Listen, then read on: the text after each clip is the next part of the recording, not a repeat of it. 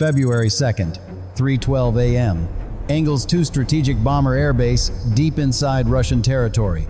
The tarmac is frozen solid, silence hanging heavy over the absolute pride of the Russian aerospace forces.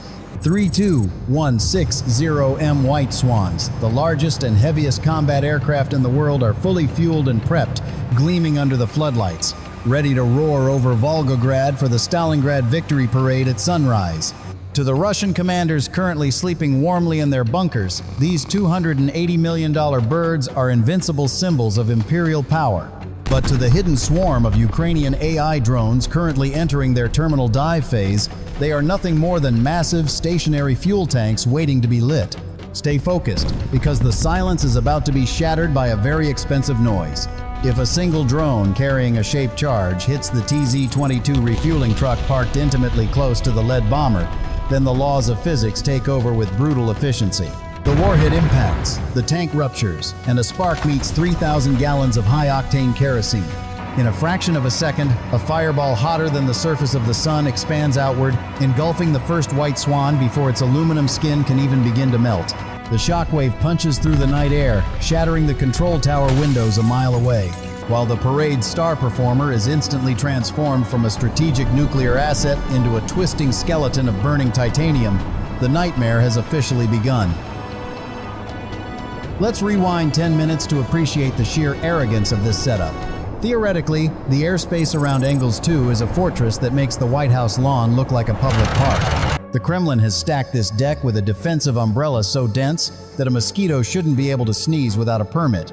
At the perimeter, the feared Nebo-M radars sweep the horizon. Closer in, the S-400 Triumph batteries sit like coiled vipers, their gravestone radars illuminating the night with enough energy to microwave a turkey. But here is the twist that makes this mission a masterclass. Even if you slip past those giants, you meet the Pantsir S-1 systems, a rapid-fire nightmare designed specifically to swat down drones. High above, MiG-31 Foxhounds patrol at supersonic speeds, ready to engage targets before the pilots even finish their vodka. On paper, this is an impenetrable shield of heavy metal. Russian commanders sleep soundly believing their white swans are untouchable. But little do they know, Ukraine has already RSVP'd to this parade with a guest that doesn't read their brochures. Now, look at what sits behind that billion-dollar curtain. The Tu-160M isn't just an aircraft. It is a flying bank vault of Soviet legacy. Each white swan carries a price tag of roughly $280 million, representing a level of engineering complexity that modern Russia struggles to replicate under sanctions. We are looking at 3 of them, parked wing to wing like expensive dominoes. That is nearly $1 billion of hardware sitting on a single slab of cold concrete. Stay focused, because the math gets uglier for Moscow. It's not just the airframes, it's the prestige. These bombers are the nuclear tip of Putin's spear, designed to threaten continents, yet tonight they are as vulnerable as glass ornaments. Beside them are the TZ-22 fuel trucks, specialized vehicles that are essentially rolling bombs waiting for a trigger. The Kremlin sees projected power, but a Wall Street risk analyst would look at this cluster and see a massive, unhedged liability waiting for a violent market correction. 3:14 a.m. Inside the claustrophobic command vehicle of the S-400 battery, the boredom is shattered.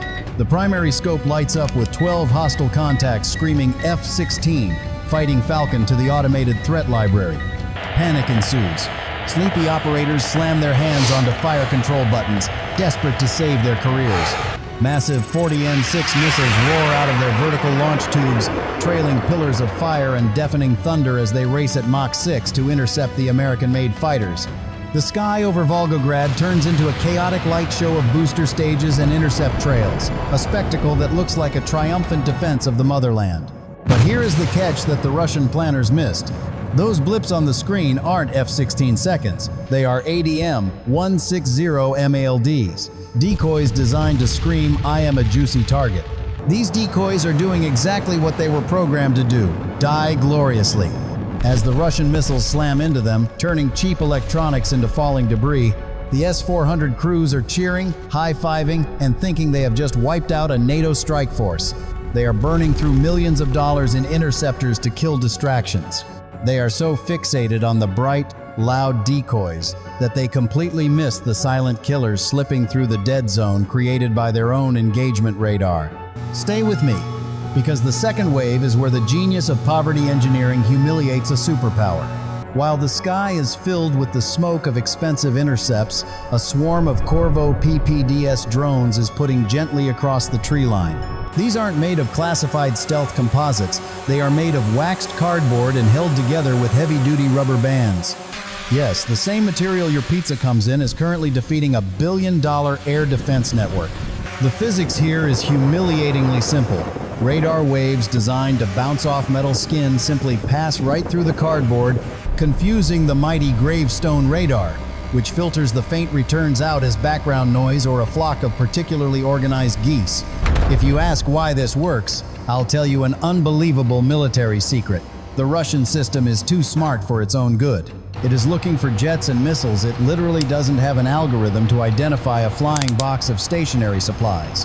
So, while the S-400 reloads to shoot at ghosts, the cardboard fleet drifts right over the perimeter fence, invisible, silent, and carrying a payload that is very much real.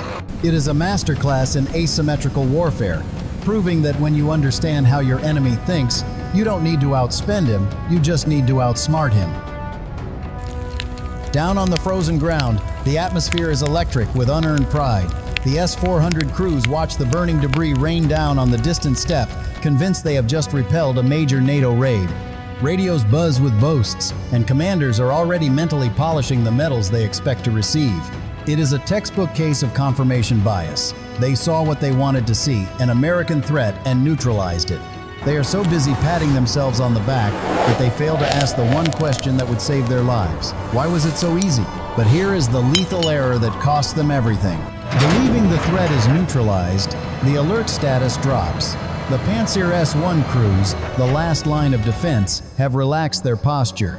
Seeing the F-16 seconds destroyed on the long-range scopes, they assume the night is over.